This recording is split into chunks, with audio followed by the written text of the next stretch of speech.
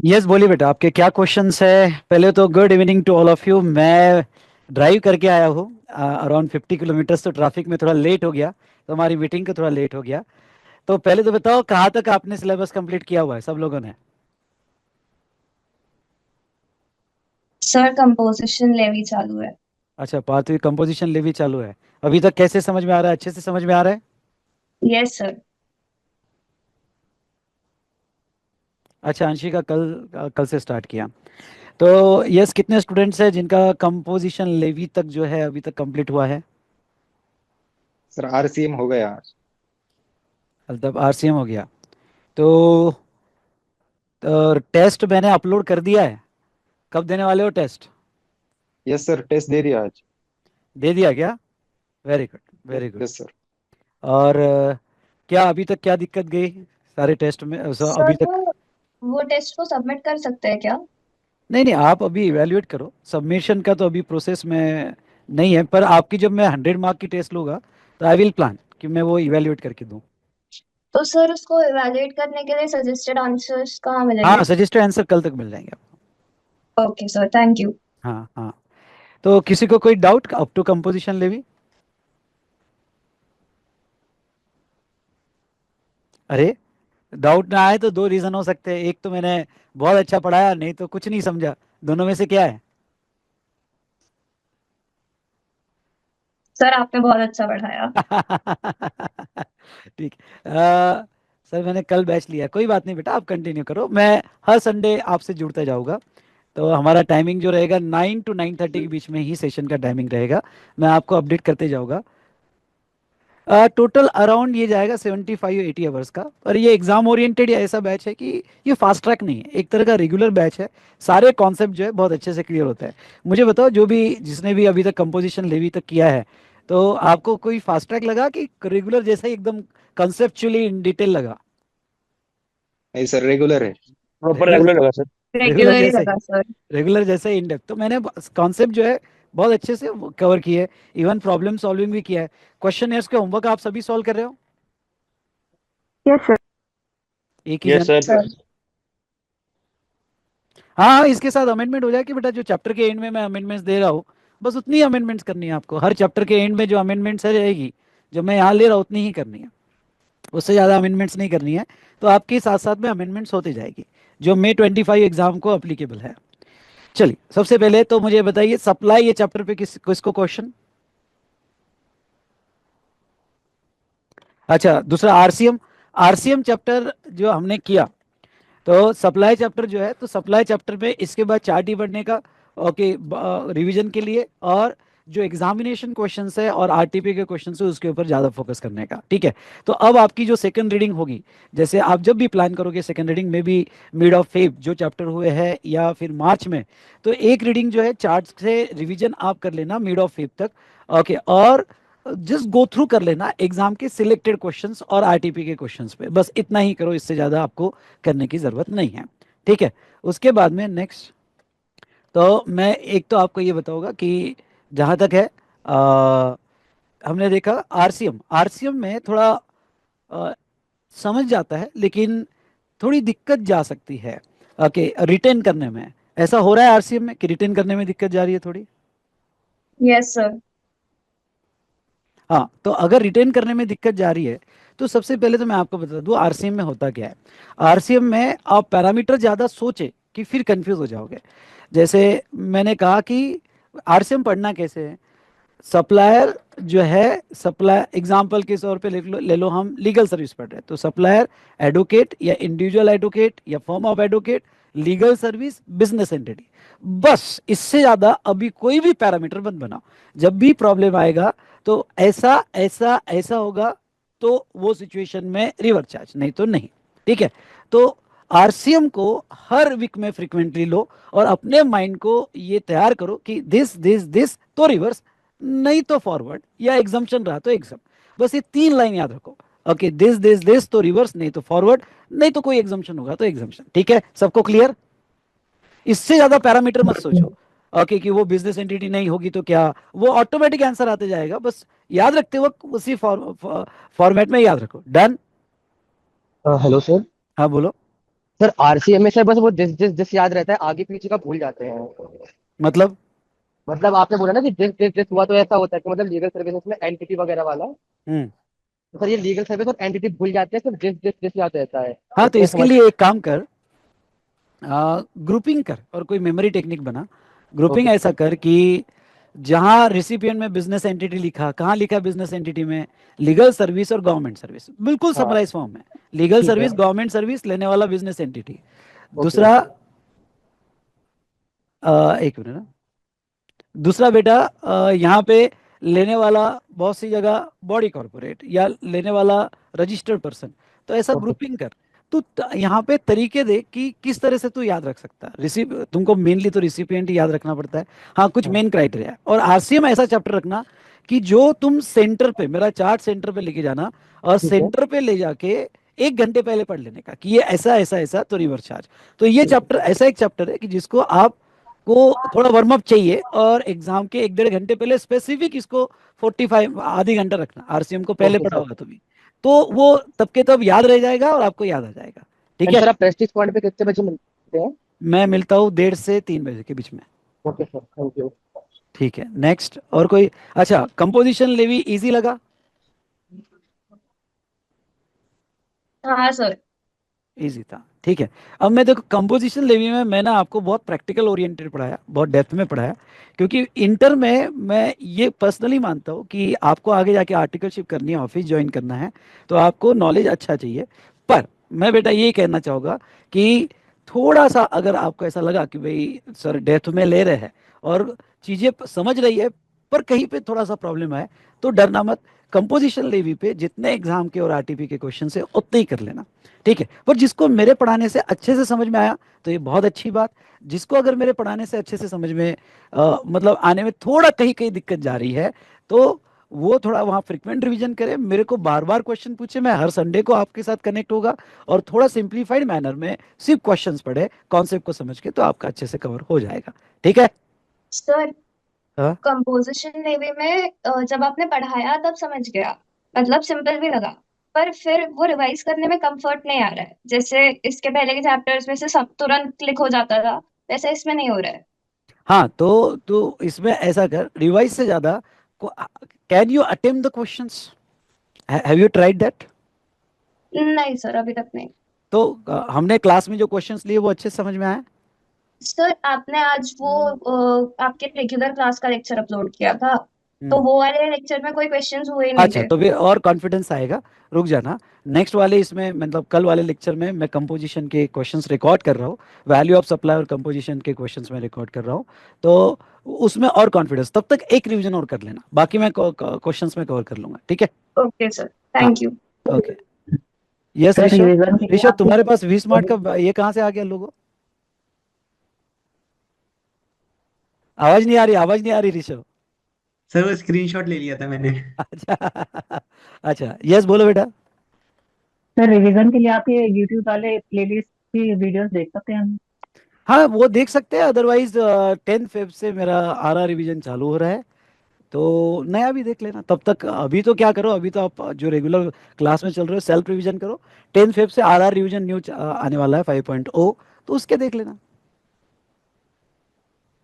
Okay sir. Hmm. Yes Rishabh, तुम्हारा कोई question? Sir कोई डाउट ही नहीं है। और किसी को कोई क्वेश्चन? सर। हाँ बोलो अल्ताफ। सर ये लेक्चर्स 28 तक खत्म हो जाएंगे, मतलब ए और बी सेपरेट सेपरेट देखने हैं या फिर कंबाइन करके देखने हैं दोनों को? एक ही साथ खत्म करो, ए और बी। अगर थोड़ा हेवी लग रहा होगा तो ए पे रुको, शाम को देखो।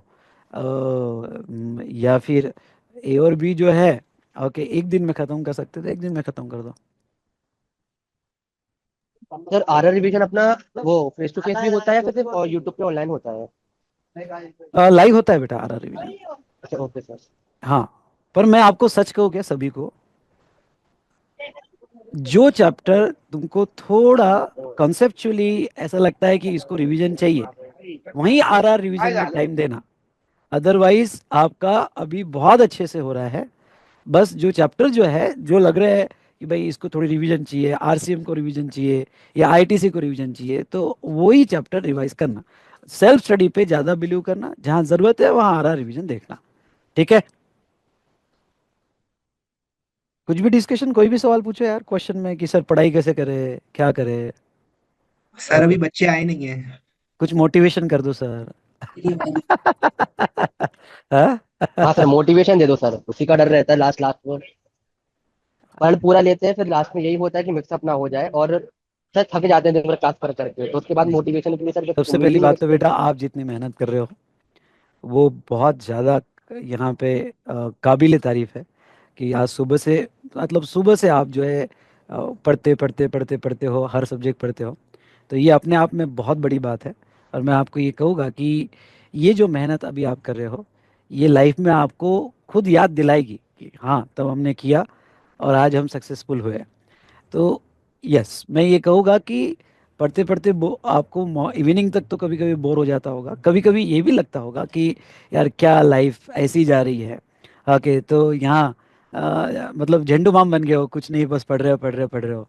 लेकिन मैं ये कहूँगा बेटा, ये कोर्स का नेचर ही ऐसा है। बस आप पढ़ते वक्त जितना ज़्यादा अप्रोच ऐसा लोगे कि भाई आई एम प्रोसेस पर ज़्यादा जितना फोकस करोगे कि I am gaining the knowledge. Okay, और मैं क्या होता है जब तुम पढ़ते हो ना, तो पढ़ते वक्त दो चीजें होती है। एक होता है कि क्या मुझे ये याद रहेगा क्या, और याद रहेगा, नहीं रहा है तो याद, या थोड़ा हम भूल गए तो फिर वो डर।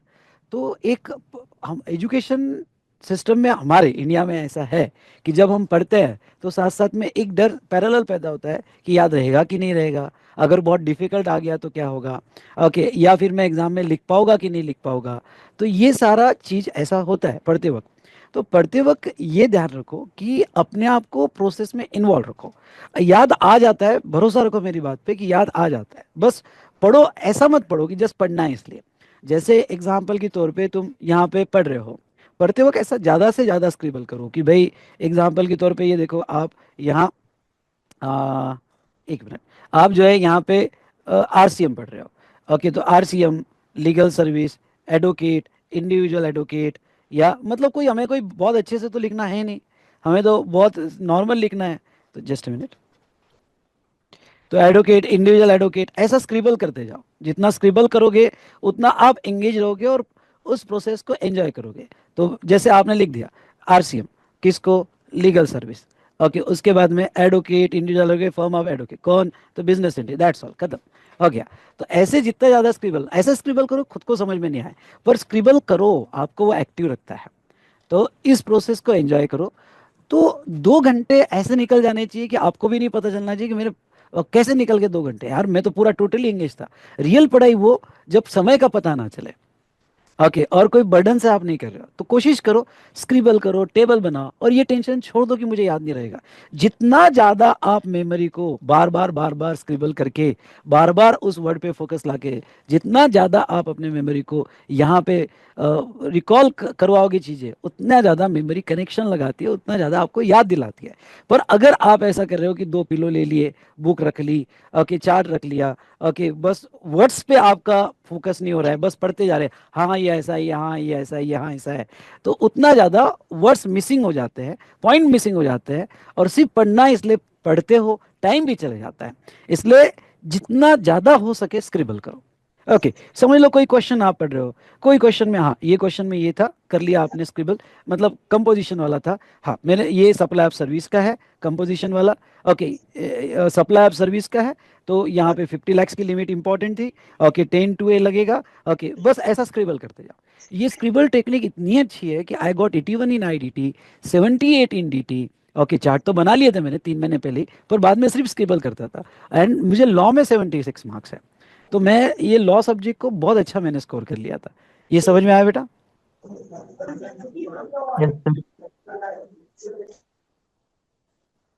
ठीक है, और बताओ किसी को सर कोई डाउट? सर एमसीक्यू के लिए अलग से कुछ करना चाहिए हम लोगों को, क्योंकि बहुत लंबे लंबे पैराग्राफ्स आ रहे हैं और टाइम कंज्यूमिंग हो जा रहा है वो एग्जाम में। एमसीक्यू में तो उनके लिए टोटल कुछ अलग से ऐसे क्या बेटा करना चाहिए? हर चैप्टर के 2 एमसीक्यू, पूरे मत देखो, 2 चैप्टर के case study based MCQ for practice. Conceptually अगर आप क्लियर हो तो 2 चैप्टर के मतलब हर चैप्टर पे 2 एमसीक्यू केस स्टडी बेस्ड, बस इतना ले लो। समझ लो आपके टोटल 15 चैप्टर्स है, तो मैं कहूँगा 30 एमसीक्यू सिलेक्ट करो, बस उस पे ही ज़्यादा प्रैक्टिस करो। और ये प्रैक्टिस इसके लिए नहीं है कि सेम आएगा, ये प्रैक्टिस इसके लिए कि हाउ टू हैंडल। ये समझ में आया? Yes sir. तो 30 गिन कर 30 एमसीक्यू निकाल कर, भाई मुझे ये पढ़ने हैं, फिर मुझे एक्स्ट्रा टाइम मिल रहा है खेलने के लिए तो मैं खेलूंगा, लेकिन मैं एमसीक्यू पे इससे ज़्यादा टाइम नहीं दूंगा, क्योंकि तुम सब्जेक्टिव क्वेश्चन ही इतने सारे कर रहे हो बेटा, तो एमसीक्यू उसके सामने कुछ भी नहीं है। डन? Yes sir. ठीक है बेटा, मतलब अगर किसी को डाउट नहीं होगा तो आज मैं तुम्हारे बैच में थोड़ा लेट हो गया। Hello sir. हाँ बोलो सार्थक। सर मतलब कॉन्सेप्ट से रिलेटेड पूछा तो चलेगा क्या? हाँ बिल्कुल बिल्कुल, मैं उसके लिए हूँ। तो सर वो जो मतलब अपन ने शेड्यूल 1 में पैरा 3 में जैसे डेल ट्रेडर एजेंट को सप्लाई स्टॉक ट्रांसफर किया, तो अगर वो उसने खुद के नाम पे इशू कर दिया तो वहाँ पे अपन उसको सप्लाई मतलब कंसिडर मैं करते हैं? थोड़ा कॉन्सेप्ट को रिवाइज करता हूँ। सप्लाई टॉपिक में डेल हाँ। क्रेडिट एजेंट डीसीए, ठीक है, यस और डेल क्रेडिट एजेंट ने सप्लायर है और एजेंट डीसीए को दिया, ठीक है, यस। और हाँ यार में डीसीए ने लिखा है आगे, नहीं ना। बेटा म्यूट करो, प्लीज म्यूट करो। बाकी डीसीए ने आगे ये किया और इसने अपना इनवॉइस इशू किया, ठीक है। तो ऐसे केस में अगर ये इंटरेस्ट लगाएगा तो अपना इनवॉइस में उसकी वैल्यू जो है, वैल्यू 1 लाख समझ लो, और डेल क्रेडिट एजेंट है इसलिए वो इंटरेस्ट लेगा, और इंटरेस्ट समझ लो 10,000 है, टोटल 1,10,000 वैल्यू। ये इंटरेस्ट ऐड होता है आगे next chapter value of supply आएगा सेक्शन 15 में, मैं आपको ये बताऊंगा कि सेक्शन 15 में जो है ये इंटरेस्ट ऐड करना पड़ेगा, क्योंकि उसका डीसीए का इनवॉइस है, डीसीए का ओन इनवॉइस है, इसलिए ये 1,10,000 पे जीएसटी आएगा इंटरेस्ट को ऐड करके। हाँ, और ये जो स्टॉक ट्रांसफर हुआ डीसीए, इसको ये स्टॉक ट्रांसफर पे भी जीएसटी आएगा, इसकी वैल्यू आपको इंटर लेवल पे, प्लीज प्लीज म्यूट करो प्लीज। ओके, वैल्यू जो है इंटर लेवल पे आपको दे दी जाएगी, बस आपको ये कहना है कि ये सप्लाई है, और सप्लाई की वैल्यू जो भी होगी 90,000, इसके लिए स्पेशल रूल लगता है, पर वो रूल आपको फॉलो करने की जरूरत नहीं है। आपको जो है ओके, ये अगर एजेंट आगे ओन इनवॉइस बनाता है, तो अगर एजेंट आगे ओन इनवॉइस बनाता है तो वो सिचुएशन में उसके ऊपर जीएसटी आएगा, वो अपना जीएसटी गवर्नमेंट को पे करेगा। ओके, उसके जीएसटीआर 1 में वो अपडेट करेगा, और इधर स्टॉक ट्रांसफर सप्लायर जो है ये गवर्नमेंट को पे करेगा।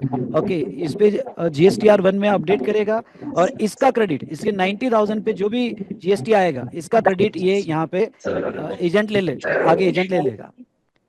हाँ, अब ओके बताओ आपका सर, क्वेश्चन वो क्या है। इंटरेस्ट मतलब इंटरेस्ट से रिलेटेड ही था मुझे थोड़ा सा कंफ्यूजन कि वो मतलब उसके इनवॉइस ओन में इनवॉइस ऐड में होता बस है दो वो। बातें याद रखो, ओन इनवॉइस में ऐड होता है, अगर वो इनवॉइस नहीं है तो वो एग्जम्प्ट है। बस अभी दो बातें याद रखो, अगर एजेंट ने खुद का इनवॉइस दिया तो ऐड होगा एज पर सेक्शन 15, और अगर एजेंट ने इनवॉइस नहीं दिया तो वो फाइनेंस माना जाएगा, और फाइनेंस का इंटरेस्ट ऑन लोन एडवांसेस और डिपॉजिट एग्जम्प्ट रहता है, बस खत्म। Okay sir, thank you so much. ठीक है, चलिए। अब हेलो सर। रेगुलर बैच के भी स्टूडेंट ज्वाइन हुए हैं बेटा। अभी तक जो यो बैच है उनके क्वेश्चन डिस्कस कर रहा था, लेकिन हाँ, ओके, अब आप सबके क्वेश्चन मैं एक साथ एंटरटेन करूंगा। रेगुलर बैच के भी बहुत सारे स्टूडेंट ज्वाइन हुए हैं। यस, बताइए बेटा, हेलो सर। क्या नाम है, बोलो, पहले नाम बोला करो। सार्थक पडवल। हाँ यस सार्थक, good evening sir. Good evening. Sir मराठीत विचारू शकतो? हाँ हाँ, चालते ना, बोल ना। सर 7(1)(c) मध्ये जो पॅरा 2 आहे ना, हम्म, त्याच्यातला 7C शेड्यूल 1 पैरा 2। प्रोवायझर ना गिफ्टचा हम्म अप टू 50,000. जर हम्म दोन एम्प्लॉई साठी जर दोन एम्प्लॉयर असेल तर त्या केसमध्ये काय होईल?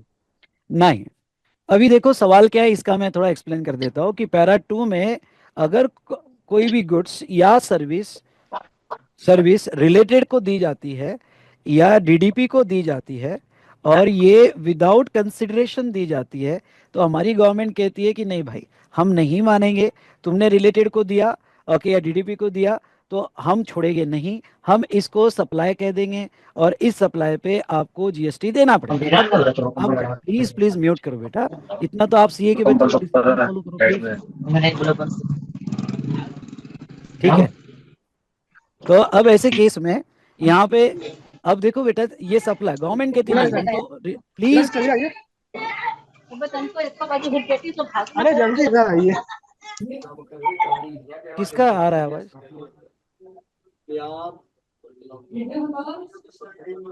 मैं कर दूं क्या म्यूट ऑल?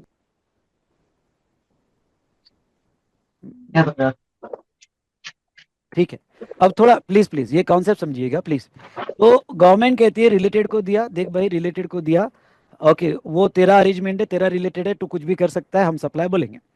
पर ये जो तुमने जो रिलेटेड को दिया, डीडीपी को दिया, इन द कोर्स ऑफ बिजनेस दिया हो, ओके मतलब कोई इन द कोर्स ऑफ बिजनेस दिया हो तो हम जीएसटी लगाएंगे। भाई तुमने अपने रिलेटिव को दिया, गिफ्ट दिया होगा, लेकिन इन द कोर्स ऑफ बिजनेस नहीं है, उसकी शादी है, गिफ्ट दे दिया, तो उसके ऊपर जीएसटी नहीं आएगा। ओके जब तुमने इन द कोर्स ऑफ बिजनेस अपने रिलेटेड को या अपने ओके डीडीपी को, डीम डिस्टिंग पर्सन, सबको क्लियर है डीम डिस्टिंग पर्सन?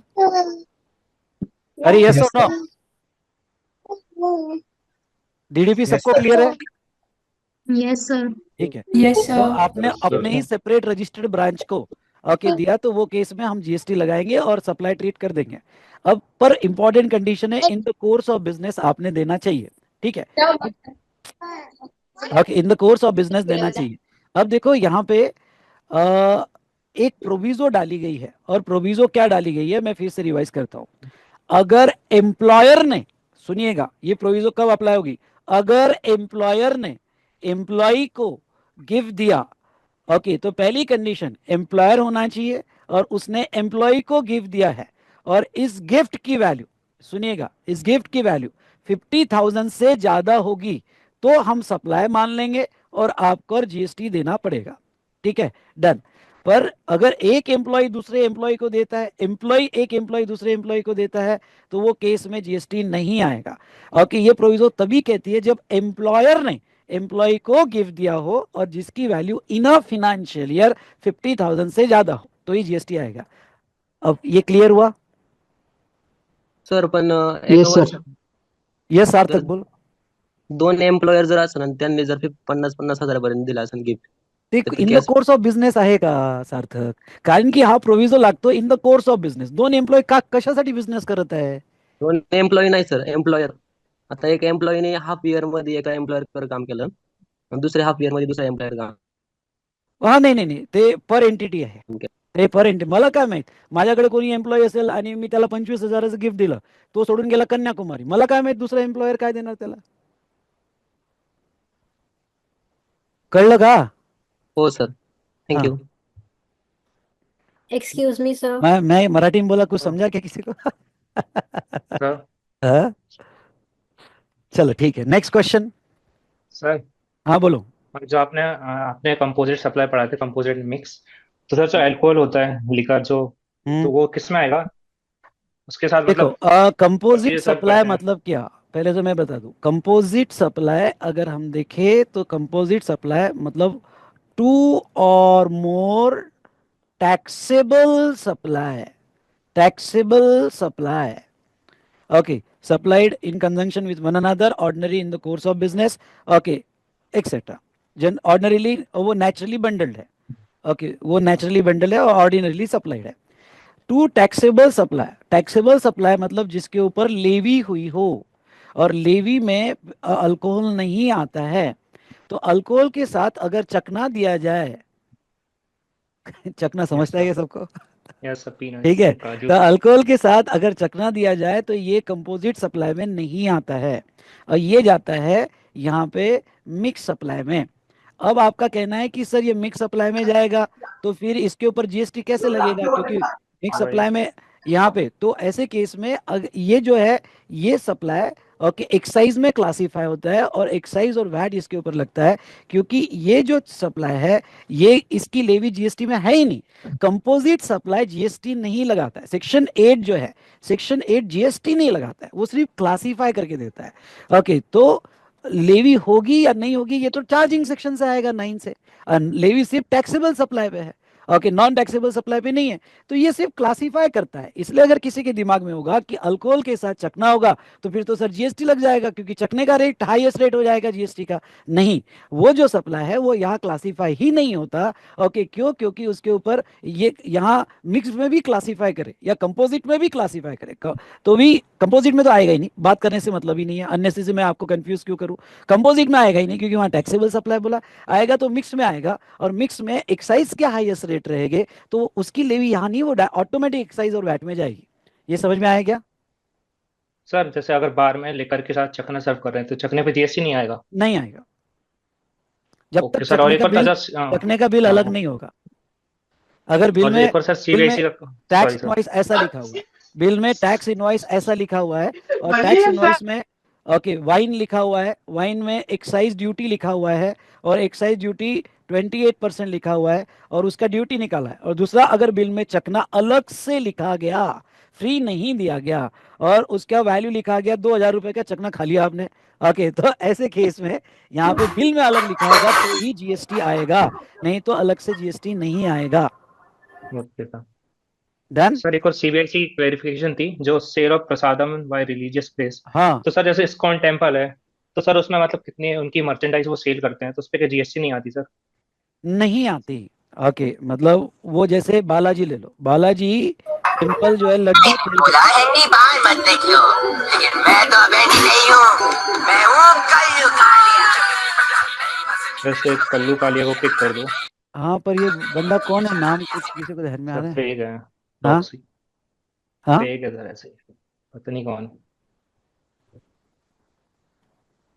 अच्छा ठीक है, एक मिनट। इसमें ये म्यूट ऑल वाला ऑप्शन किधर रहता है, मैं भी भूल गया।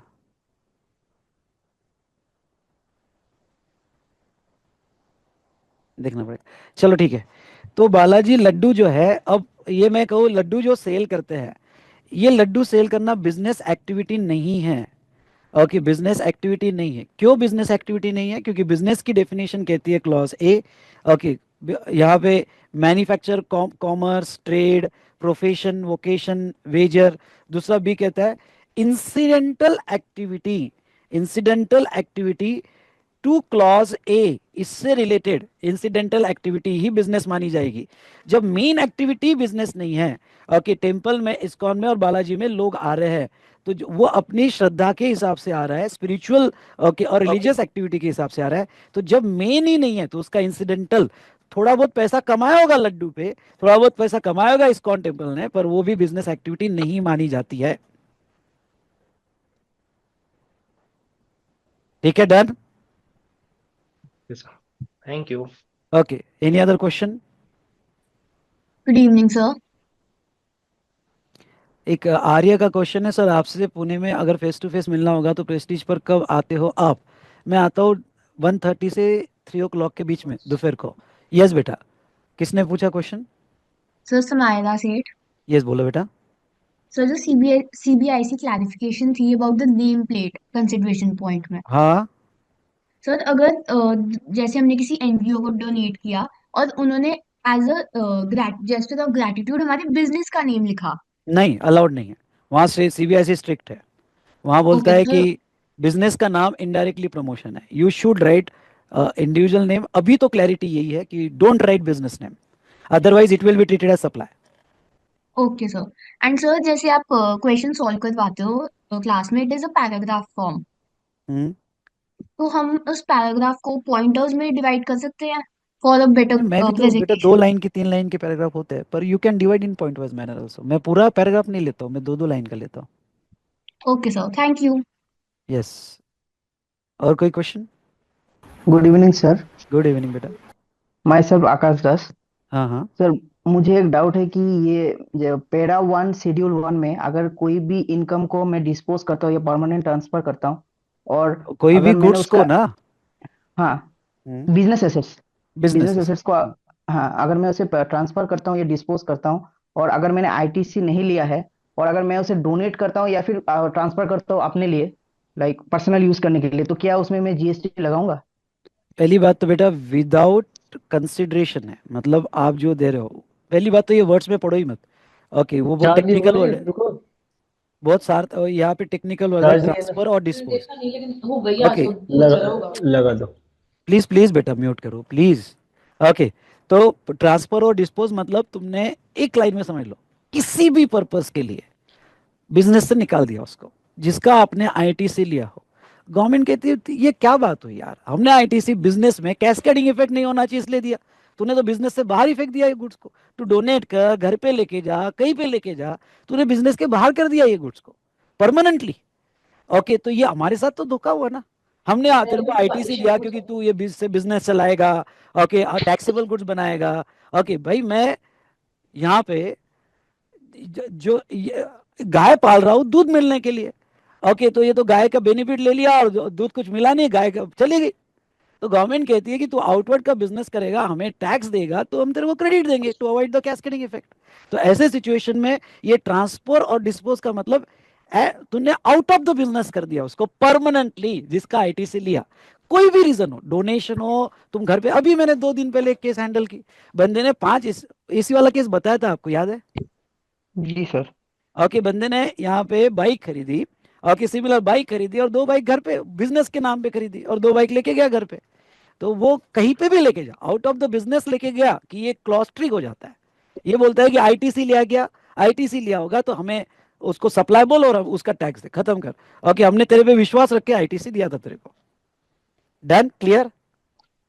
यानी कि सर अगर नहीं लेंगे तो फिर आईटीसी अगर नहीं उसने लेंगे तो नहीं फिर लिया होगा, फिर नहीं लेंगे तो गवर्नमेंट को क्या दिक्कत है? ओके, तो नहीं यानी बाद लेंगे में तो जीएसटी, जीएसटी तभी आएगा जब कंसिडरेशन होगा। फ्री दे दिया तो ओके, नहीं आएगा। तो फिर उसमें नील जीएसटी। जीएसटी नहीं, सप्लाई ही नहीं। ओके जी। और सर अगर सेकेंड हैंड कार मैं पर्सनल बेचता हूँ या फिर बिजनेस के लिए खरीदा था।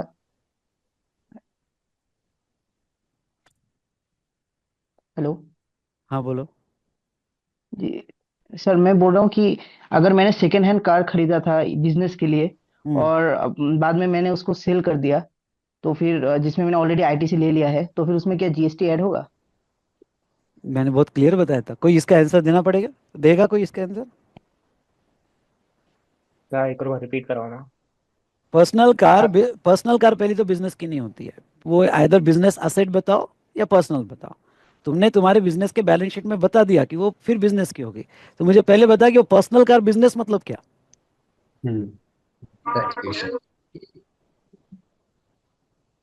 हेलो। हाँ बोलो ना। सर एक्चुअली मैं दोनों को अलग अलग बोल रहा चाह रहा था, शायद मिक्स हो गया है कि अगर बिजनेस के लिए होगा तो क्या होगा और अगर लाइक पर्सनल कार होगा तब क्या होगा, दो very good, situation. Very good. Cause इनका आंसर देना चाहेगा कि अगर बिजनेस की कार मैंने बेची तो क्या होगा? उसमें बेचा कि परमानेंट ट्रांसफर किया? बेचा, सेल किया। तो वो तो 7(1) का सप्लाई है। 7(1) का सप्लाई आईटीसी पे डिपेंड ही नहीं है। तुमने पैसा कमाया, तेरे को मिला, मुझको चाहिए, तू आईटीसी लेगा या नहीं लेगा, वो 7(1) का सप्लाई। यहाँ कब आएगा? 7(1) में कहीं नहीं बोला है कि if you have taken the ITC then it is a supply, no. Okay, any goods or services. तो यहाँ पे तुमने सप्लाई किया such sale, transfer, barter, exchange, lease, rental, disposal, made or agreed to be made for consideration. वो हमें ना बता कि तू आईटीसी लिया कि नहीं लिया। Consideration is there in the course of business, that's all. Business asset बेची, जीएसटी आ जाएगा। बिजनेस असेट बेची, पर्सनल असेट पे जीएसटी नहीं आएगा क्योंकि not in the course of business. अच्छा, ओके सर, थैंक यू। हाँ, और कोई? Good evening sir. हाँ बोलो बेटा। प्लीज प्लीज, किसका आ रहा है यहाँ पे? प्लीज म्यूट करो। सर मेरे को एक क्वेश्चन पूछना था। जैसे आपने सेटअप में बताया था कि हम सबसे पहले आईजीएसटी का जो भी इनपुट होता है वो लेते हैं, उसके बाद सीजीएसटी और एसजीएसटी में जाते हैं और इनका क्रॉस सेट ऑफ नहीं हो सकता। तो सर अगर हम पहले सीजीएसटी का सीजीएसटी से और नहीं नहीं एसजीएसटी, नहीं नहीं, वो रूल है, बाय सेक्शन रूल है। First exhaust the IGST, then turn to CGST and SGST. तो उसका हम सीक्वेंस उल्टा पुल्टा नहीं कर नहीं कर सकते, नहीं कर सकते। ठीक है सर। यू सर हैव मैं to follow that sequence. Okay sir. Sir मेरे को एक और क्वेश्चन पूछना था। जैसे आप जो पढ़ा रहे हैं वो मेरे को समझ तो आ जा रहा है, पर मेरे को ऐसा लग रहा है कि कहीं पे मैं कुछ मिस आउट कर रही हूँ, ऐसे पूरा क्लैरिटी नहीं मिल रहा। तो सर मैं मैंने क्या पहले ही कहा था कि क्लैरिटी मतलब क्या, थोड़ा टॉपिक जो आपको हार्ड गया होगा वो आरसीएम गया होगा। नहीं सर, वो मैं की नहीं हूँ एक्चुअली। मैं लेक्चर 6 तक की हूँ, शायद 5-6 तक। सप्लाई चल रहा है ना? हाँ थोड़ा मुझे टाइम दो। सप्लाई का जब पूरा चार्ट बन जाएगा तब मजा आएगा आपको, तब क्लैरिटी आएगी। ठीक है। सर मेरा डाउट ये था कि सर चैप्टर कंप्लीट होने के बाद उसको अच्छे से रिवाइज कैसे करें? चार्ट से। सर सिर्फ चार्ट ही करना है या और कुछ भी? नहीं, चार्ट से हो जाएगा। हेलो। Yes sir. हाँ हेलो पूछ। सर। हाँ बोलो बेटा। अरे सर आपने म्यूट किया था मुझे। सॉरी सॉरी, हाँ बोलो।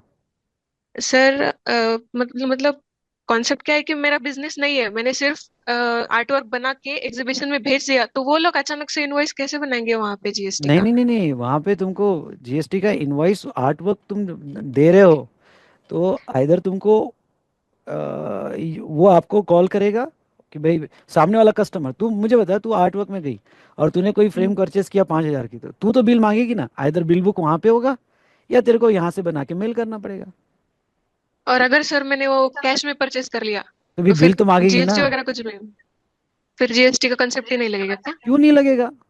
कैश में सेल करने से कंसेप्ट क्यों नहीं लगेगा? तुम किसी में भी बेचो, तुम्हारा काम है। वो गवर्नमेंट बोलती तुम्हारे प्रैक्टिकल इशू से हमसे कोई लेना देना नहीं है। वहां जो बेचने वाला बंदा है वो पहले कॉल करे, इनवॉइस बनाए, कस्टमर को दे।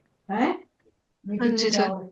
सर पर इसमें तो जीएसटी लग ही नहीं पाएगा ना? हाँ। क्यों नहीं लगेगा जीएसटी? सर जब क्योंकि बेचा वो जाए बोले, तब, समझ में जब मैं पूछ रहा था मुझे आ गया। बेचा जाए तब क्यों नहीं लगेगा? सर क्योंकि वो बोले कि रजिस्टर्ड नहीं है वो, मतलब इंडिविजुअल्स हैं जो ऐसे ही रजिस्टर्ड नहीं है, मतलब नहीं, बिजनेसमैन नहीं रजिस्टर्ड है। नहीं है तो फिर तो एग्जम्पशन है ना, 20 लाख के नीचे है तो। और सर उन लोग का क्या फिर, जो मतलब ऐसे महंगे महंगे आर्ट वर्क अपना ब्लैक मनी जो है फ्रॉड उसको करना वाइट में पाप कन्वर्ट नहीं करने है, के पकड़े लिए? जाना पाप है। सही वाह है सर, सर। क्या लाइन है, मजा आ सही गया है सुन सर। के, मजा आ गया। हाँ, ये सबसे फेवरेट लाइन है sir. Base line sir, base. Sir वो बट शर्ट वाला एक बार रिपीट करना लाइन। फ्रॉड करना पाप नहीं है, पकड़े जाना पाप है। No but sir set only cut. एक और क्वेश्चन था सर। हम्म, एक और क्वेश्चन था सर। पूछो ना। सर अगर सीएसआर पॉलिसी के अंडर किसी ने रेलवे स्टेशन पे या फिर बस स्टैंड पे कोई बेंचेस लगवाए हो या फिर ऐसा कुछ डोनेट किया हो, तो उस पे जो जीएसटी आता है वो कैसे ट्रीट होगा, किसके हाथ से जाएगा, किस पे बर्डन पास होगा, वो जरा समझाना। सीएसआर पॉलिसी के अंडर। पहली बात तो विदाउट कंसिडरेशन, कुछ मतलब ही कुछ भी तुम फ्री दो तो फ्री पे जीएसटी नहीं आता है, पहला थॉट। 4 ही केसेस में फ्री पे जीएसटी आता है, दूसरा थॉट। कौन से 4 केसेस में? शेड्यूल 1 के पैरा 1, अगर आपने आईटीसी लेकर फ्री दिया तो ही जीएसटी आता है। दूसरा, रिलेटेड पर्सन को दिया या डीडीपी को दिया फ्री तो ही जीएसटी आता है इन द कोर्स ऑफ बिजनेस। तीसरा, ओके, तुम्हारा प्रिंसिपल टू एजेंट होगा और एजेंट ने इनवॉइस बनाया होगा तो आता है। और चौथा, इंपोर्ट ऑफ सर्विस। अगर आपका ये 4 केसेस छोड़ के कभी भी फ्री एक्टिविटी पे जीएसटी नहीं आता है। अच्छा सर। और फिर वो सीएसआर के अंडर जो पॉलिसी, मतलब पॉलिसी के अंडर जो कंपनी दे रही है ऐसा डोनेशन, उनका तो पूरा जीएसटी इन वगैरह होता होगा ना, कंपनी का, कंपनी के नाम पे रजिस्टर्ड। फ्री एक्टिविटी पे जीएसटी नहीं आता है, क्यों ना मोदी जी दे दे। Okay sir, okay. और सर उसका क्या, अगर किसी का बिजनेस ही प्रॉपर्टी डीलिंग में है, फ्लैट बेचना, घर बेचना, इमूवेबल उनके प्रॉपर्टी लिए है। तो गुड्स, उनके लिए तो वो गुड्स मतलब बिजनेस का ही पार्ट हो गया, और गुड्स जीएसटी कहाँ है? वो बिजनेस। मूवेबल कहाँ है? इमूवेबल है। गुड्स कहाँ है? गुड्स मतलब any kind of movable property. But sir according to वो कंसेप्ट है ना, जीएसटी बिजनेस टैक्स है, तो बट उसके हिसाब से पर तो जीएसटी तो बिजनेस टैक्स याद रख रही है, जीएसटी वर्ड कोई भूल गई। GST means goods and service tax. तो फिर वहां पे कौन सा टैक्स कलेक्ट होगा सर फिर? वहां पे वो स्टैम्प ड्यूटी वगैरह जो भी तुमको लगता है, या तुम्हारा ब्रोकर का बिजनेस है तो सर्विस है। सर फिर ऐसे तो उस चीज में बिजनेस करने वाले सिर्फ ये स्टैम्प ड्यूटी वगैरह देके ही बच जाएंगे, मतलब उनको तो जीएसटी अप्लाई ही नहीं होगा ना? तो स्टैम्प ड्यूटी रखी है ना, तो तुम्हारे नॉर्मल फ्रिज पे स्टैम्प ड्यूटी थ्रू ही लगती है, उसमें जीएसटी लगता है। तुम अगर टीवी बेच रहे हो तो जीएसटी लगता है, वहां स्टैम्प ड्यूटी लगती है। जी सर। Okay sir. हाँ। Excuse me sir. हाँ सर सर नमस्ते। सर सर एक सर एक डाउट चीज था कि बोलनी थी। एक मिनट, हेलो। एक मिनट, मुझे बस एक चीज बोलनी है। सर जो आपने 100 की लिमिट लगाई है ना, काफी बच्चे ग्रुप में मैसेज करे वो ज्वाइन नहीं हो पा रहे, तो अगर लिमिट बढ़ सकती है तो प्लीज लिमिट बढ़ा दो थोड़ी, क्योंकि कहाँ की काफी बच्चे 100 की ज्वाइन हुए। लिमिट? सर ये मीटिंग में ना 100 लिमिट सेट है कि 100 स्टूडेंट ज्वाइन हो सकते हैं, तो अभी काफी सारे बच्चे ज्वाइन नहीं हो पाए हैं, तो प्लीज आप ये थोड़ी लिमिट बढ़ा दो ताकि कुछ और ज्वाइन हो जाए। सही बोल रहे हो बेटा, पर इसमें अभी अभी ने, मैं चलते हुए इसमें नहीं बढ़ा सकता हूँ, मुझे वो नेक्स्ट मीटिंग में मैं कर देता हूँ उसका। Sir thank you sir. ठीक है। एक्सक्यूज मी हाँ सर। हाँ। सर मेरा एक डाउट था कि मंथ के एंड में मैंने जो गुड्स सेल किए हैं उसके बाद मेरे पे आउटपुट आईजीएसटी भी है and output CGST and SGST भी है। हम्म। एंड जो मैंने परचेज किया था उसके उसके रिटर्न में मेरे पास वो इनवर्ड वो है सीजीएसटी एंड एसजीएसटी। तो सर जब मैं आईटीसी में सीजीएसटी को सेटअप करूंगा तो मैं पहले आईजीएसटी से लूंगा या फिर सीजीएसटी से लूंगा? आउटपुट में पहले आईजीएसटी ना तुम्हारा, नहीं सीजीएसटी का सेट ऑफ पहले सीजीएसटी में लोगे। पहले सीजीएसटी देन आईजीएसटी ना? करेक्ट। अच्छा ओके सर। और एक और चीज़ थी सर, जो हमारा वो आपने वो बताया था कि क्लैरिफिकेशन जो थी हमारी आर्ट गैलरी से रिलेटेड, सर इसमें जो हमारा आर्टिस्ट वगैरह है वो आर्ट गैलरी को हम आर्ट सप्लाई वगैरह कर रहे हैं, मतलब आर्ट वगैरह भेज रहे हैं, तो फिर सर इसमें जीएसटी क्यों नहीं लगेगा? इसमें कंसिडरेशन तो है ही ना वैसे? कंसिडरेशन पोस्ट कंसिडरेशन है, रिमोल पे नहीं है। सर पर आर्ट गैलरी जो है वो भी तो प्रोवाइड कर ही रही है ना आपको, एडवर्टीजमेंट टाइप्स की वहाँ वो प्लेटफॉर्म प्रोवाइड कर रही है ना, वहां से ही तो गुड्स का बिकेगा। पैसा क्या मिला तुझे? अभी तो वहां जाएगा तुझे, तेरे घर से ऑफिस से फैक्ट्री से निकालते हुए मिला क्या? नहीं मतलब वो जो आर्टिस्ट हैं उन्होंने वहां पे सब वो आर्ट गैलरी में भेज दिया अपना गुड्स। तो भेजते वक्त नहीं है, जब भेजने के बाद वो जाएगा, कस्टमर आएगा और कस्टमर खरीदेगा तब है। नहीं सर, पर अगर आर्ट गैलरी भी तो कुछ लेगा ना बदले में, फ्री फ्री तो नहीं करेगा वैसे? वो तो उसकी सर्विस हुई ना, वो हमारे गुड्स का पैसा क्या दिया? अच्छा, आर्ट गैलरी जो सर्विस प्रोवाइड कर रही है उस पे वो जीएसटी वो ले लेगी? अपना जीएसटी पे करेगा ना। अच्छा, मतलब आर्टिस्ट जो जीएसटी पे करेगा वो तब करेगा जब बायर बाय कर लेगा आर्ट गैलरी में से। दो चीजें इसमें, ठीक है। आर्टिस्ट ने गुड्स सप्लाई किया तो गुड्स हाँ तो अभी नहीं बेचा गया, और आर्ट हाँ। गैलरी ने सर्विस दी उसका गुड्स रखने की, तो वो उसकी सर्विस हुई, इसका गुड्स हुआ। Okay okay sir. एक और चीज़ थी सर, रेसिपिएंट में एक डाउट हो रहा था कि मतलब जैसे वी स्मार्ट में आपका ऑफलाइन वाला है पुणे सेंटर, वहाँ पे अगर कोई स्टूडेंट आ रहा है वो खरीदने के लिए बैच, तो फिर वहाँ पे सर अगर अपने पेरेंट्स के साथ आ रहा है एंड उसका जो फीस है वो पेरेंट्स ने पे किया है, तो फिर रेसिपिएंट स्टूडेंट को मानेंगे या फिर पेरेंट को मानेंगे? एक लाइन में निकुंज याद रख, रिसिपिएंट इज दैट पर्सन जिसका नाम बिल पे है, ओके, जो कंसिडरेशन दे रहा है। सर तो इस केस में अगर कंसिडरेशन पेरेंट्स दे रहे हैं तो फिर नहीं पेरेंट्स नहीं, को वो रहने रेसिपिएंट। दे, वो कंसिडरेशन पेरेंट दे रहा है बेटा, वो कंसिडरेशन बिल पे नाम स्टूडेंट का लिखा है तो वो कंसिडरेशन स्टूडेंट ही माना जाएगा। तो फिर इस केस में सर हम ये देखेंगे ना, मतलब स्टूडेंट्स लाइबल टू पे। नहीं नहीं, तू इन द कोर्स ऑफ ये ऐसा तू कितने पेरेंट्स के वो फिर स्टूडेंट कर रहा है, ये parent is paying on the behalf of student, actual recipient and pair is student, parent से क्या लेना देना। अच्छा ओके सर ओके सर। और एक कवरिंग डॉक्यूमेंट समझ नहीं आ रहा होता क्या है वैसे? कैसा होता है कवरिंग डॉक्यूमेंट? एक मिनट, किसका है भाई? इशिका। हाँ, कवरिंग डॉक्यूमेंट मतलब क्या है कि एक एग्जाम्पल लो, तू थिएटर में गया, ठीक है, यस सर। तूने सिनेमा हॉल में एंट्री ले ली, क्या हम्म। प्रूफ है तेरे पास कि तू सही बंदा है और तू एलिजिबल है हॉल में जाने के लिए? क्या बताएगा, क्या बताएगा? तेरे को पूछा, टिकट। तू घूम रहा है वहाँ थिएटर में, और वो बोलेगा तू घूम रहा है, और उसने पूछा कि भाई, वो तेरे से क्या मांगेगा? तेरा नाम पूछेगा कि टिकट मांगेगा? टिकट मांगेगा सर। टिकट क्या है? प्रूफ है सर हाँ। कि भाई मेरे पास ये कवरिंग, मतलब I am that, this ticket shows my eligibility, ticket allow me the entry. वैसा इंडिया में एक स्ट्रिक्ट लॉ है जीएसटी, कोई भी गुड्स मूव करते वक्त वो हम्म गुड्स का डॉक्यूमेंट चाहिए हमें, कि ये गुड्स है क्या, डिटेल क्या है, से भेजने वाला कौन है, लेने वाला कौन है। क्योंकि अगर ये हमने कंट्रोल नहीं रखा तो वो केस में कोई भी फ्रॉड करेगा, और कोई भी किधर के किधर गुड्स घुमाएगा और जीएसटी बचाएगा, ब्लैक मार्केटिंग करेगा।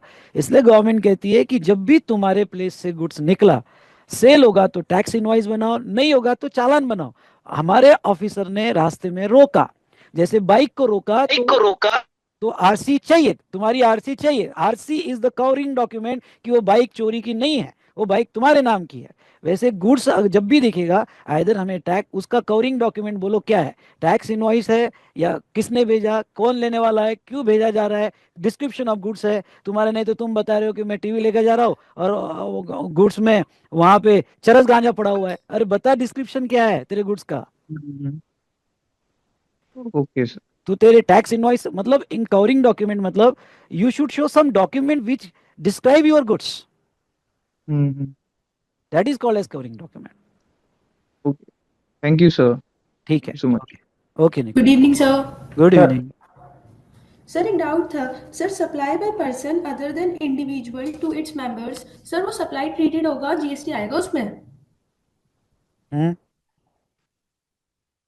Okay sir. और सर एक चीज़ सर, फर्स्ट वाला जो चैप्टर है सर उसके अंदर सिर्फ 2 न्यूमेरिकल क्वेश्चंस ही दिख रहे हैं, बाकी थ्योरेटिकल है, तो बाकी मोस्टली थ्योरेटिकल उसमें करना है। उसमें वो कॉन्सेप्ट समझाने के लिए क्वेश्चंस हैं। एग्जाम के क्वेश्चंस कंबाइंड क्वेश्चंस आते हैं और बहुत कम क्वेश्चंस एग्जाम में स्ट्रेट फॉरवर्ड क्वेश्चंस बहुत कम है, लेकिन जो 10 मार्क्स के क्वेश्चंस आते हैं उसमें बहुत सारी एडजस्टमेंट्स आती है उसकी। इसलिए हाँ, इसलिए वो कॉन्सेप्ट समझने के लिए तो don't worry for that theory. मतलब मैं आपको कह दो कि भाई बिल्कुल डरो मत, आप जब तक आप 3-4 चैप्टर नहीं खत्म करते हो तब तक बिल्कुल मत डरो, मेरी गारंटी है कि आपको सब याद आएगा। सर उसके अंदर ना न्यूमेरिकल ज्यादा अच्छे है, तो इसीलिए मैं पूछ रही थी, क्योंकि सर उसमें सिर्फ 2 ही न्यूमेरिकल दिख रहे थे। ओके डोंट वरी, न्यूमेरिकल से ओके ज़्यादा सर, नोट्स लिखते आना चाहिए।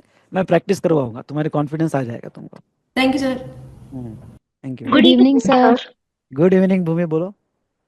सर ये आपने जो आरसीएम में क्लैरिफिकेशन ऑन डायरेक्टर रेम्युनरेशन कराया था ना, हम्म तो सर उसमें ये सेकंड वाला पार्ट है ना जिसमें डायरेक्टर रेम्युनरेशन अगर सेपरेटली दिखाता है तो वो जीएसटी क्यों नहीं आता उस पे? तुम्हारा क्वेश्चन फिर से पूछो, सही ढंग से पूछो तो आंसर भी सही ढंग से आएगा।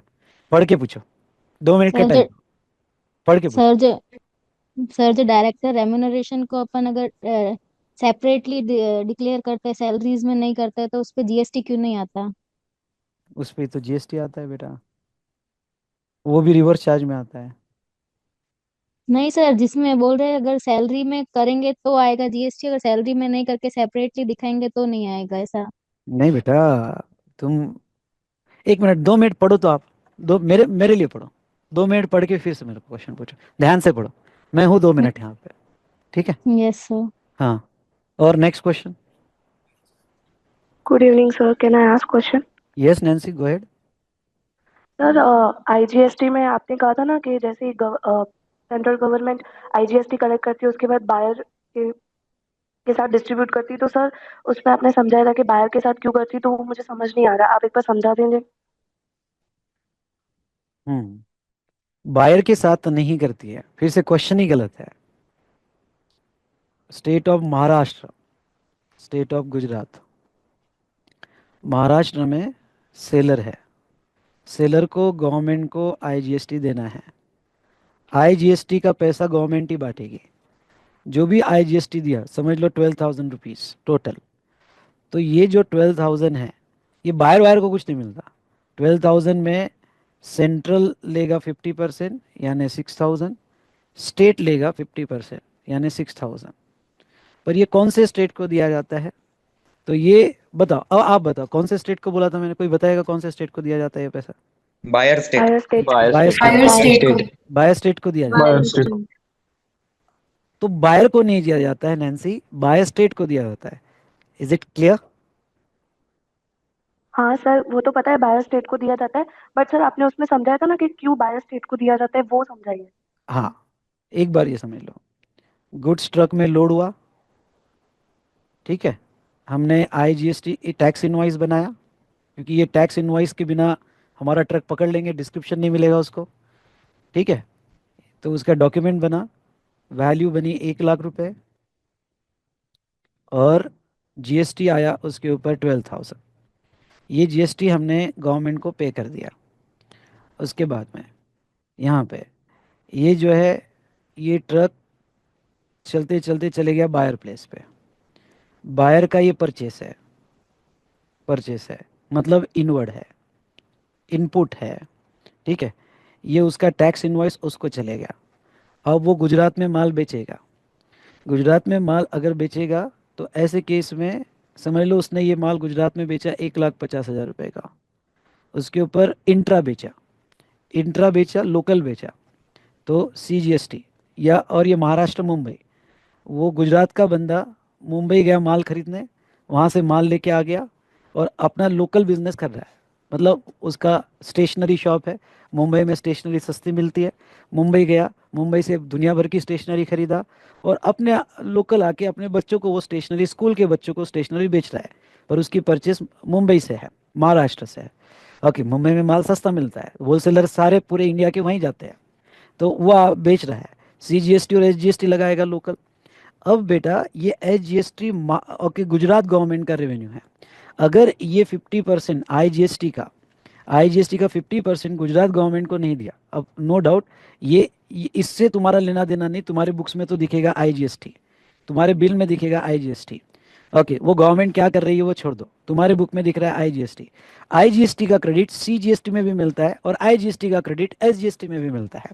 तो ऐसे केस में ओके, गुजरात गवर्नमेंट बोलेगी ये 6,000 रुपये जो आईजीएसटी गवर्नमेंट ने कलेक्ट किया था, जो आईजीएसटी गवर्नमेंट ने कलेक्ट किया था और गवर्नमेंट ये बांट रही थी, ओके तुम नहीं बांट रहे, टैक्स पेयर को इससे कोई लेना देना नहीं, कंसल्टेंट को इसके लेना देना नहीं, आपको बस इतना है कि आपको आईजीएसटी देना है। ये ओके बंटवारा गवर्नमेंट खुद करते बैठेगी, आपको इसमें इंटरेस्ट नहीं है। पर मैंने बैकग्राउंड हिस्ट्री ये बताई थी कि गुजरात गवर्नमेंट बोलेगी कि देखो भाई, ओके वो सेंट्रल को बोलेगी ये पैसा मेरे को मिलेगा तो मैं क्रेडिट दूंगा, ये पैसा अगर तुमने महाराष्ट्र को दे दिया तो वाह, ओके मतलब मुर्गी मेरी अंडा वहां पे, ऐसा कैसे होगा, पैसा मेरे को ही मिलना चाहिए तो मैं क्रेडिट दूंगा आगे। तो ये आईजीएसटी का क्रेडिट चाहिए क्या जीएसटी में, तो फिर ये आईजीएसटी का 50% मुझे दो तो मैं आगे क्रेडिट दूंगा। अब समझे नैन्सी? जी सर, थैंक यू। हाँ ओके, तो ये उसके पीछे रीजन था। और बोलो और सर कोई? हाँ सर जैसे आपने पहले बताया था कि ये आपका जीएसटी में जैसे 20 लाख के टर्नओवर के ऊपर अगर जाओगे तो फिर आपको जीएसटी नंबर लेना कंपलसरी हो जाता है। सो अगर किसी का टर्नओवर उससे कम है और इन दैट केस अगर उसे वो आईटीसी चाहिए होगा फिर तो तो उसे वॉलंटरी शायद रजिस्ट्रेशन ले सकता है, there is a provision of voluntary registration. Okay sir. Sir एक लास्ट चीज, आपका वो गाना हो जाए पहले तो क्वेश्चंस तो होने दे भाई। तो अरे अंधेरे के सर उजाला सर वाला सर गाना। हर बड़े वाला गाना सर, सब यस सब भूमि, वाला गाना सर। ओके भूमि गो अहेड, सर पहले डाउट्स ले लो ना। पहले डाउट्स, भूमि गो अहेड।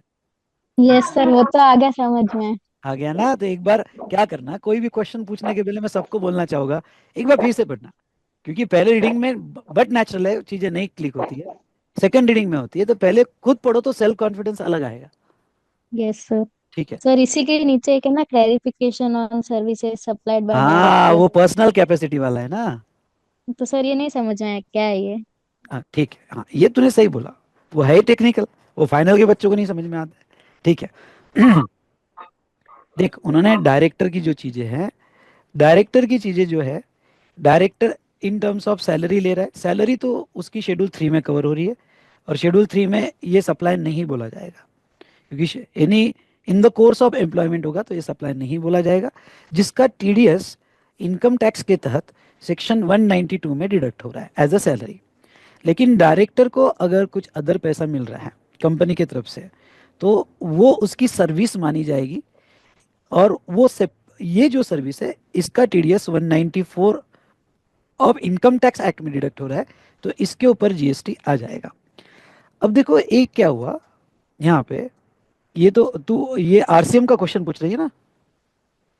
Yes sir. हाँ, आरसीएम मतलब क्या कि भाई एक कंपनी है और एक डायरेक्टर है, सॉरी उल्टा ले लिया मैंने, एक डायरेक्टर है और एक कंपनी है। ऐसा स्क्रिबल तो कर, स्क्रिबल टेक्निक बहुत अच्छी है, बार बार नई कॉन्सेप्ट समझाया तो वापस स्क्रिबल करना। एक डायरेक्टर है, एक कंपनी है, अपने टीचर खुद बनो, देखो तुम्हारी इफिशिएंसी ट्रिमेंडस बढ़ जाती है। एक डायरेक्टर ने सर्विस दी कंपनी को, कंपनी ने सर्विस दी, एक्चुअली ये तो सप्लायर है, ओके, और सर्विस लेने वाला रिसिपिएंट है, और ये अदर देन सैलरी है, तो नॉर्मल टैक्स किसने लगाना चाहिए? सप्लायर ने, पर ये रिवर चार्ज में है, इसलिए इसका टैक्स कौन पे करेगी? कंपनी। कंपनी पे करेगी, किस में पे करेगी? आरसीएम में देगी। कंपनी तो रिसिपिएंट है पर आरसीएम लगा दिया गया, तो यहाँ पे टैक्स आरसीएम में आएगा। अब तुमने बेसिक चार्ट पढ़ा होगा ए और बी वाला, जो मैं बहुत मन से पढ़ाता हूँ और बहुत डेप्थ में ले जाके पढ़ाता हूँ। क्या हो जाता है, आरसीएम वाली सर्विस होगी तो ये बंदे को क्रेडिट नहीं मिलते, आईटीसी नहीं मिलते, कुछ याद है आपको? Yes sir. ये बंदे को क्रेडिट नहीं मिलते, ये अनड्यू हार्डशिप है कि वो बंदे को क्रेडिट नहीं मिलते हैं। तो क्या हुआ, अब मेरा ले ले, मेरे साथ ऐसा हुआ, वी स्मार्ट एकेडमी, ये एक प्राइवेट लिमिटेड है, edu smart academy private limited, ये, और मैं डायरेक्टर हूँ वीबी। मैंने अपने कंपनी को रेंट पे बिल्डिंग दी हुई है 3 यहाँ के, जिसमें क्लासेस में पढ़ाता हूँ, मैं कंपनी से रेंट लेता हूँ in addition to my professional fees. Company is separate artificial judicial person even though I am the director, तो मैं रेंट लेता हूँ। अब लोगों, इंडस्ट्री ने गवर्नमेंट को पूछा कि भाई ये रेंट का और डायरेक्टर सर्विस क्या क्या लेना देना, मैं डायरेक्टर छोड़ दूं, जाओ भाई मैं आज से डायरेक्टरशिप छोड़ रहा हूँ, ओके मैं कंपनी के डायरेक्टर नहीं रहना चाहता, पर तभी भी रेंट तो मेरे को मिलेगा ना। तुमने रिवर चार्ज किसके ऊपर डाला हुआ है? तुमने रिवर चार्ज डायरेक्टर सर्विस पे डाला हुआ है। It's not a director service, it's a service I have provided in my personal capacity. Okay, even though I am not a director tomorrow, but I will collect the rent. तो rent का कोई connection नहीं है directorship के साथ। Okay, ये मेरी personal capacity में। इसलिए सप्लायर का कहना था कि इसको रिवर चार्ज में मत डालो। अच्छा, इसमें सप्लायर का क्या बेनिफिट? रिवर चार्ज में मत डालो तो सप्लायर को क्रेडिट लेना है, मेरे को क्रेडिट लेने थे, मेरे क्रेडिट वेस्ट हो रहे थे। मेरे को अगर ये फॉरवर्ड चार्ज में आ जाए, एफसीएम में आ जाए, तो इमीडिएट मेरे को क्रेडिट मिल जाते हैं, मुझे थ्रेशोल्ड मिल जाता है, मुझे सारे बेनिफिट मिल जाते हैं। रिवर चार्ज एक तरह की अनड्यू हार्डशिप है। तो यहाँ पे बहुत से डायरेक्टर ने कहा कि हमारी बहुत सी ऐसी चीजें जो डायरेक्टर की कैपेसिटी में नहीं है, वो हम डायरेक्टर नहीं भी रहे तो भी हमको ओके वो जो है वो हम उसका पैसा लेंगे कंपनी से। तो फिर गवर्नमेंट ने सर्कुलर लाया कि हाँ ओके ये रिवर चार्ज तभी लगेगा ओके जब कोई सर्विस डायरेक्टर कैपेसिटी में होगी। अगर कोई सर्विस पर्सनल कैपेसिटी में नहीं होगी तो रिवर चार्ज नहीं, वो फॉरवर्ड चार्ज में ही आएगा और उसमें सप्लायर क्रेडिट ले सकता है। मैं सच में कहूँ, जिस दिन ये सर्कुलर आया मैं बहुत खुश हो गया, मेरे सारे क्रेडिट वेस्ट हो रहे थे। जैसे ही ये सर्कुलर आ गया, यानी मैंने अपने अकाउंट टीम को बोला कि जा यार पहले एक काम कर, सब फॉरवर्ड चार्ज में ले और क्रेडिट ले। समझ में आया क्या? Yes sir. हाँ चलो।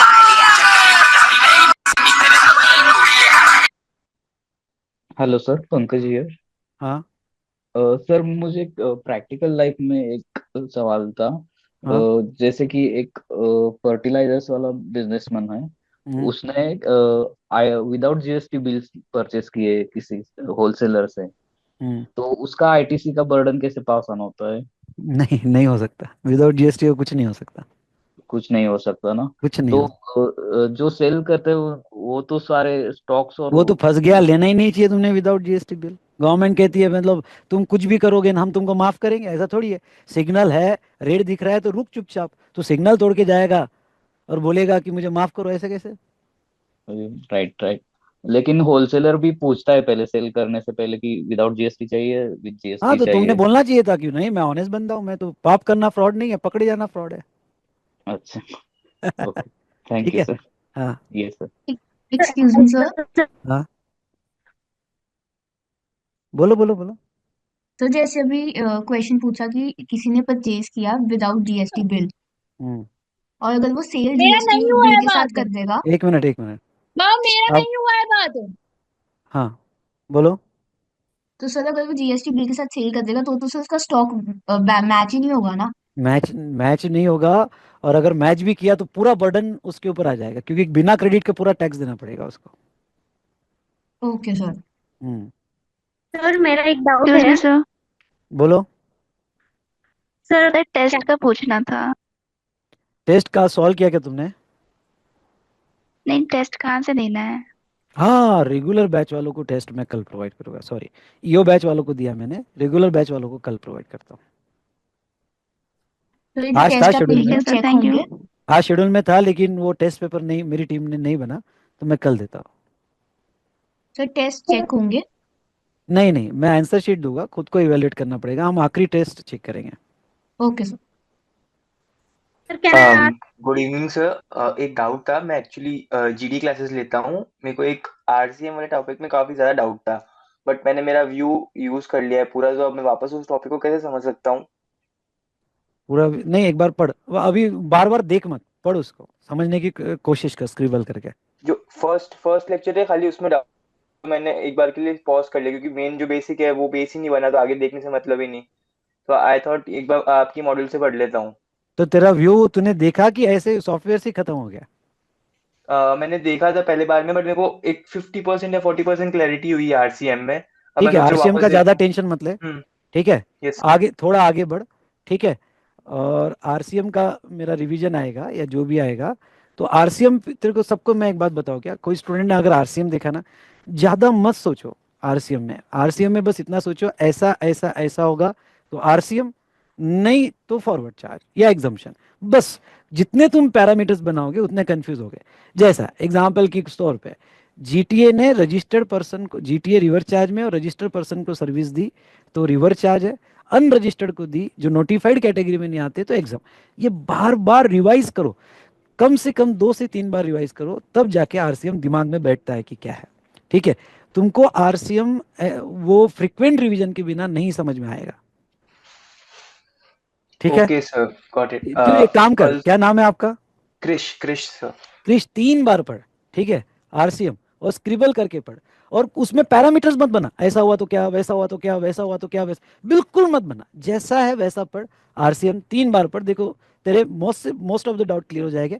नेक्स्ट संडे हम मिलेंगे, बाकी कोई डाउट हो तो मुझे पूछ। ओके सर, ऑल्सो सर मैं थोड़ा जीडी का स्टूडेंट हूँ, गूगल ड्राइव का। एज इन आपसे इंटरेक्शन होता नहीं है, एक फीडबैक देना था कि बहुत अच्छे लेक्चर्स लग रहे हैं अभी तक जीएसटी के, and 10 on 10 rating. Thank you so much Krish, thank you so much. ये देख सोहम ताली बजा रहा है। सर मेरा डाउट था, एक बार बता तो देते कि हम नहीं रहना चाहते यार, इस बार आपने कुछ कहा भी नहीं, आपको आप कुछ बात करें। एक मिनट, टाइम पास कर रहा है कल्लू भाई। ठीक है, बोलो बेटा। सर वो पैरा 7 और 8 कब कराओगे आप शेड्यूल 3 के? 7 और 8 है ही नहीं आपको इंटर लेवल सर में। आप पूछा था मैंने ग्रुप में, आपने बोला था कि है, आपसे है किसको सितंबर किसको 25 नहीं को। नहीं, मेरी टीम से गड़बड़ हो गई होगी, नहीं है 7 8 नहीं है, 6 पैरा नहीं तक है ही है। ना? हाँ, ओके सर। 6 पैरा तक ही है। और 9 और 10 जो है वो नवंबर को अप्लीकेबल होगा, मई को नहीं होगा। तो मई सितंबर को नहीं होगा, वो जनवरी को अप्लीकेबल होगा 9 और 10। Okay sir. सर मेरा एक डाउट है हम्म सर, आरसीएम में पहले अपने को कैश में पेमेंट करना पड़ता है क्या?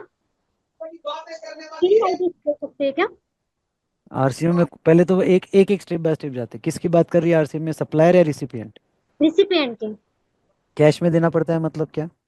सर आपने बोला था कि पेमेंट करने के बाद ही आईटीसी ले सकते हैं, हाँ, उसमें डाउट है कि करना पड़ता है कि आईटीसी लेने के पहले।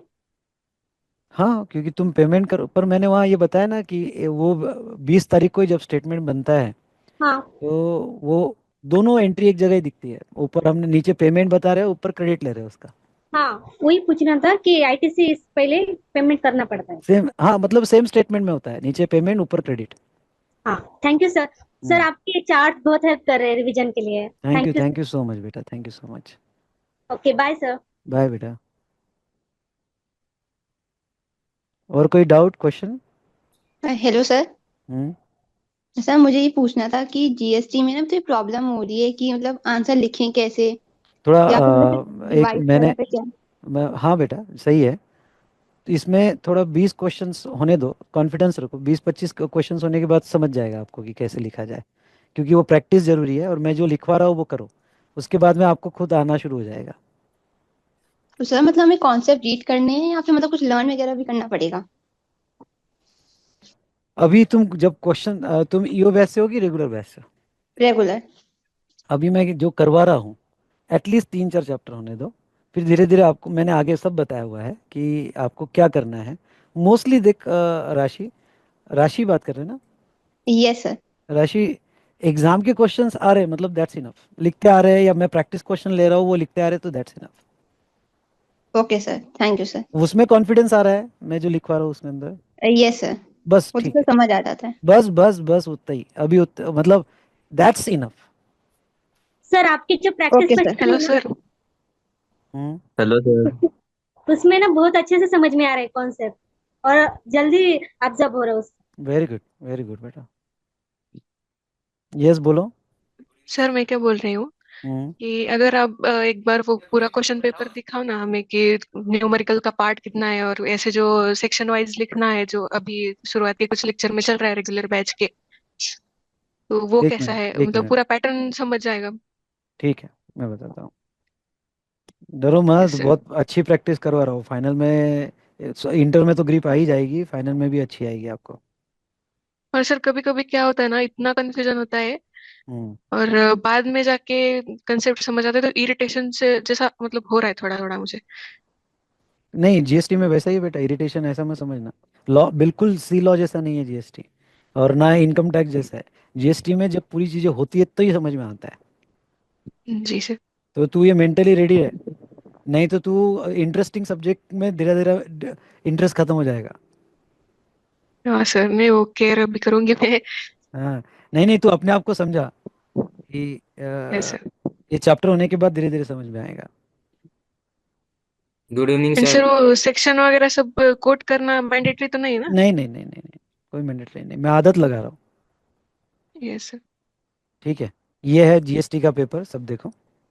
जीएसटी के यस पेपर सर। में पहले जो आया है क्वेश्चन, पहला क्वेश्चन 10 मार्क्स का है, कंप्लीटली न्यूमेरिकल्स है, 10 मार्क का क्वेश्चन। ये पूरा न्यूमेरिकल तुमको क्या निकालना है, ये एडिशनल सब, और तुमको compute the net GST payable in a cash. Net GST payable मतलब output tax less ITC, net GST. तो आपको ऐसा टेबल बनाना है, आउटपुट टैक्स। इसमें देखो, जैसे सप्लाइड, पहला एग्जांपल सप्लाई का एक क्वेश्चन पूछा है, supply a latest technology laptop with touch screen, option to managing directors friend, मतलब फ्रेंड को दिया, और open market value as well as sale to unknown customer 90,000। आपने मैनेजिंग डायरेक्टर के इसको फ्रेंड को ये लैपटॉप आपने फ्री दिया जिसकी मार्केट वैल्यू 90,000 थी। ओके, और वो सिक्सटी यस थाउजेंड सर। ठीक है, हाँ सॉरी, फ्री नहीं, तुमने 60,000 में दिया। तो तुमने अगर फॉर कंसिडरेशन बेचा होगा तो जितने में बेचा उतनी वैल्यू ली जाती है। थोड़ा इसमें वैल्यू ऑफ सप्लाई का भी कंसेप्ट है, मैं आगे बताऊंगा। ओके देखो, किसी का रिवर्स चार्ज हुआ है या फिर? पता नहीं सर, अभी पुरानी क्लास वाले तो नहीं है अभी। अच्छा अच्छा, रेगुलर जो चल रही है रेगुलर वही जो है चल रहा सब। है। तो सिंपल वे में आपने सप्लाई किया 60,000 में, तो उसकी वैल्यू, यस। ट्रांजैक्शन वैल्यू 60,000 ही ली जाती है। वैल्यू ऑफ सप्लाई में बताऊंगा। अब देखो, पूरे 10 मार्क में सप्लाई की एक छोटी सी एडजस्टमेंट है, हमने इतना बड़ा चैप्टर पढ़ा, पर अब सप्लाई की छोटी सी एडजस्टमेंट है। फिर तुम्हारे दिमाग में ये क्वेश्चन आता है कि भाई एक ही एडजस्टमेंट के लिए और आगे कोई दूसरी एडजस्टमेंट के लिए क्या हमने इतना बड़ा चैप्टर पढ़ना चाहिए क्या, हमने ऐसा करना चाहिए क्या? ओके, अब देखो बेटा, ये चैप्टर तुम इसलिए नहीं पढ़ रहे क्योंकि मार्क्स लेना है, ये चैप्टर बेस है। क्योंकि ये चलो, ये आगे हम देखें, यहाँ पे तो यहाँ पे भी सप्लाई वर्ड है, यहाँ पे भी सर्विसेज वर्ड है, कहीं तो भी तुम्हारे बेसिक से आगे के कॉन्सेप्ट कनेक्टेड है, इसलिए सप्लाई चैप्टर बड़ा इंपॉर्टेंट हो जाए। पर डरो मत, सप्लाई चैप्टर में एक इतनी सी एडजस्टमेंट यहाँ पूछी, आगे एक आधा क्वेश्चन एडजस्टमेंट होगा, लेकिन तुम्हारी ये बेसिक क्लियर करता है। दूसरा, अगर ये तो बोलना सेकंड वाला चैप्टर जो है, ओके यहाँ पे, और ये 10 मार्क के क्वेश्चन धीरे धीरे सॉल्व करते आएंगे जब हमारा आईटीसी हो जाएगा। ठीक है, उसके बाद में यस सर। ये तो बोला क्लासिफिकेशन में है। अब देखो, आरसीएम तक पहुंचे क्या कोई? Now, to understand your brown color, you have to know three things: the value of your brown color, the temperature of your brown color, and the किसी ने clarity. एडवर्टाइजमेंट चला दिया सर।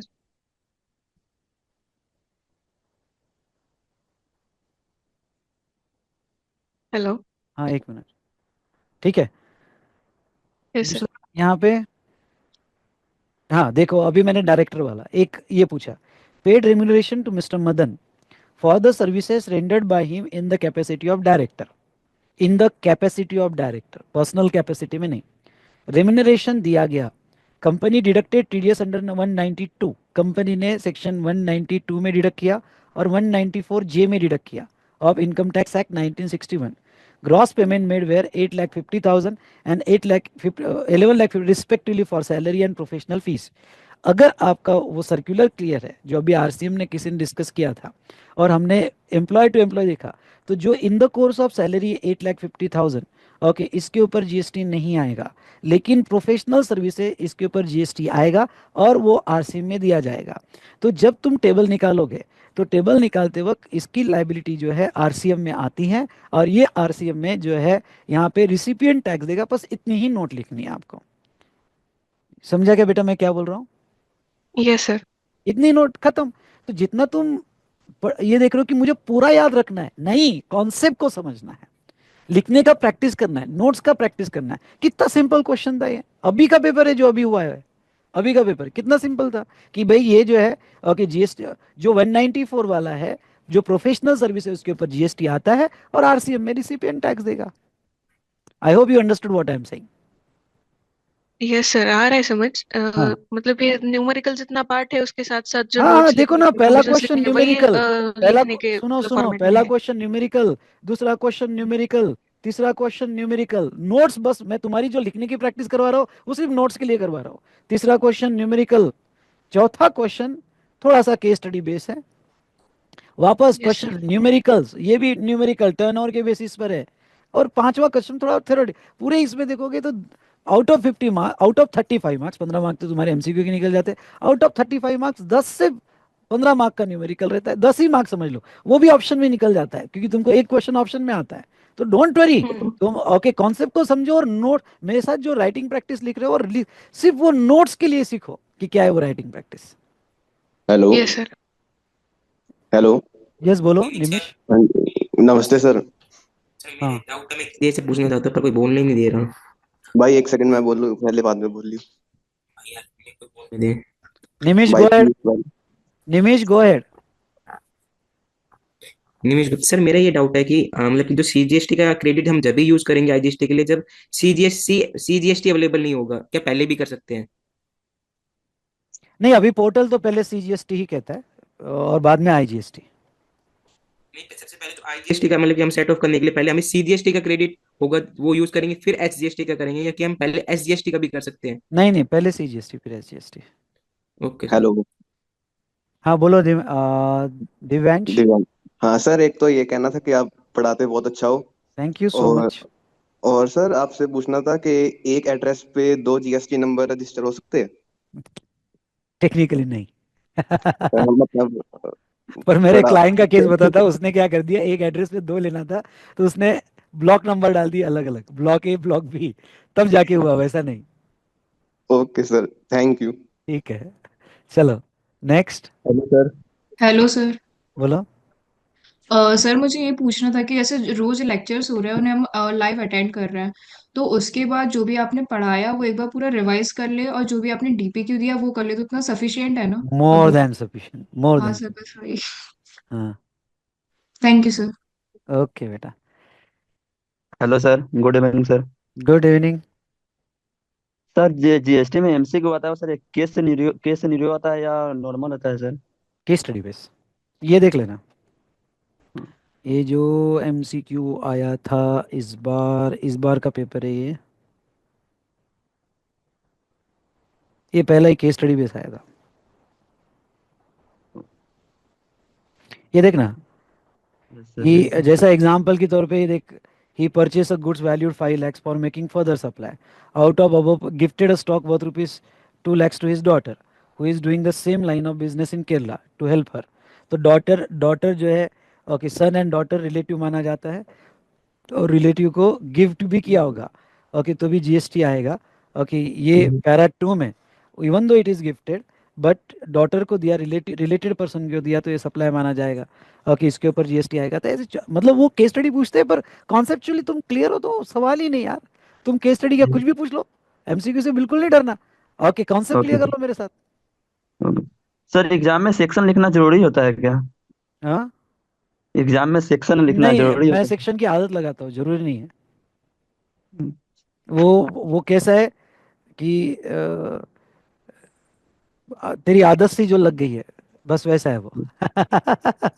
ओके लिखना है तो लिखो, नहीं तो मत लिखो। नहीं सर, याद करना होता है सेक्शन, अरे छोड़ इसलिए ना गाँव नवीन, में। टेंशन नहीं लेने का, दुनिया में बहुत सारे टेंशन है। ओके दुनिया में कितने टेंशन है, आज उसने दिखाई नहीं, आज उसने बात कीच नहीं, ओके दिन पूरा ये हो गया। छोड़ के हाँ? चली गई। मेरी वाली तो है भी नहीं। अच्छा सर अच्छा, वो गाना गा दो आपका हर परे वाला। ओके सर, लास्ट टाइम गाया था, नेक्स्ट टाइम गाओगे। सर हर बने वाला गाना गाना गा दो ना। अब वो तो नेक्स्ट टाइम गाऊंगा ना, लास्ट टाइम गाया था ना मैंने। सर फिर से ये वाला हमारे लिए सर, हम लोग फर्स्ट टाइम आए हैं। हर बड़े। नहीं नेक्स्ट टाइम गाऊंगा। चलो अब यहाँ रुकते हैं, पढ़ो अभी, ठीक है। जैसे की मीटिंग। अभी सर जय ये सर लोग की। मराठी सर ये लोग मराठी नहीं है ना, तो इनको हर परे का मतलब नहीं पता होगा, एक बार उनको ये तो बता। अरे पता है पता है पता है। हाँ नहीं हाँ पता सर सर। अभी तो जय सर की भी मीटिंग बची है। नहीं नहीं नहीं पता सर, नहीं बताओ। पता है कोई भी सर। हो, भाई आना चाहिए बस। अभी सर वरना गलत चलो इंटेंशन में चलो ले यहाँ जाएंगे हम रुकते लोग हैं। को। मैं गूगल है next, Google. I promise you next test में हम सर जरूर लेंगे। सर एक लास्ट चीज यस पूछना सर। था। हाँ पूछो। सर एक शायरी सुना दो सर, एक शायरी। Sir hello. हाँ जी सर, मैं पूछना चाह रहा था सर, अगर ये लेक्चर्स तो जैसे 1-2 महीने में खत्म हो जाएंगे, उसके बाद सर आप क्या हर संडे ऐसे मतलब वीडियो कॉल लेंगे फॉर डाउट सेशंस के लिए, जो लोग सितंबर का अटेम्प्ट दे रहे हैं, या उसके बाद? कैसा होता है ठीक है बेटा, मैं प्लान करता हूँ। मैं लेता तो नहीं हूँ पर कुछ हम प्लान करेंगे। क्योंकि मैं जैसे सितंबर अटेम्प्ट हूँ तो मुझे शायद बाद में चाहिए होगा कुछ हेल्प अगर। अच्छा ठीक है, समथिंग वी विल प्लान। पर तुम पूछो ना डाउट्स, इस पे पूछे तो रिप्लाई आ जाएगा आपको, आप अगर पूछोगे। But I will plan accordingly. Thank you sir. Hmm sir वो आपने जो चार्ट्स दिए ना दो, हम्म उनको एक बार यूज कैसे करना है वो तो बता दो। कौन से 2 चार्ट दिए? वॉल वो चार्ट नंबर 1 और 2 बोल के है वो ना, मॉडल के साथ है। वो जो है वो नथिंग बट चार्ट बुक है। तो तुम अभी जितना सप्लाई हुआ तो उतना सप्लाई वाला पोर्शन ही देखो सिर्फ। फिर जब पूरा हो जाएगा तो वो क्विक रिवीजन के लिए है। अच्छा पर सर। ठीक है, मैं आपको बोलूँ ना, वो चार्ट बुक दीवार पे लगा के सिर्फ देखने का, ओके, फ्लो देखने का, उसमें से पढ़ने का नहीं। हाँ वो सही है, सही है। वो देखो सोम ने भी लगाया। बस दीवार पे लगा के फ्लो देखने का, मेन मेरा चार्ट बुक ही पढ़ो। Okay sir okay sir. मेरे तो पापा घबरा गए थे देख के कि ये क्या है। क्यों, क्या मतलब, ऐसा क्यों? मतलब उनको ऐसा अरे लगा अरे कि भाई सर ये मेरे इतना साथ। पढ़ पाएगी, हाँ। तो इतना पढ़ लेगी। उनको ऐसा लगा कि ये कितना सारा लिखा हुआ है। अच्छा। अच्छा। सर सर मेरे तो साथ तो कल दर्द तो कल ही तब एक देता किस्सा है जब हुआ। आईसी की मॉडल आई हाँ थी। हाँ बोलने दो इसको सर। हाँ, बोलो बोलो, नहीं बोलो। अरे सर क्या हुआ कि कल पापा ऐसे ही टैक्स कैलकुलेशन कर रहे थे। हाँ अभी जो स्लैब्स है ना, 4 लाख तक के नील हाँ हाँ वगैरह, हाँ, नए नए अभी स्लैब्स अभी है, के हाँ। बजट में हाँ, जस्ट। नए स्लैब्स तो है। मैं गई अचानक से, और मैंने सीधा मतलब इनकम तो 12 लाख के आगे थी थोड़ा सा। हम्म एंड वो कंफ्यूजन है ना कि 12 लाख के आगे थोड़ा भी गया तो, एंड उनका सैलरी है। हम्म तो सैलरी में तो कहीं भी मतलब घुमाने का मनी ऐसा है ही नहीं हम्म चांस। हम्म हम्म हम्म तो वो ऐसे बोल रहे थे तो मैं गई। उन्होंने मुझे पहले बोला कि क्या तुम लोग तो अब एक्सपर्ट बनोगे ऐसा वैसा। हम्म और मैंने टैक्स कैलकुलेट करना चालू कर दिया उनके सामने ना। मैं थोड़ा नर्वस होती होती हूँ, मतलब मराठी फैमिलीज में नहीं क्या, पापा की रिस्पेक्ट। तो हम्म। उनका इनकम था 12 लाख, एंड मैंने चालू कर दिया टैक्स कैलकुलेशन 15 लाख से। इतनी गजब बेइज्जती हुई है सर कल।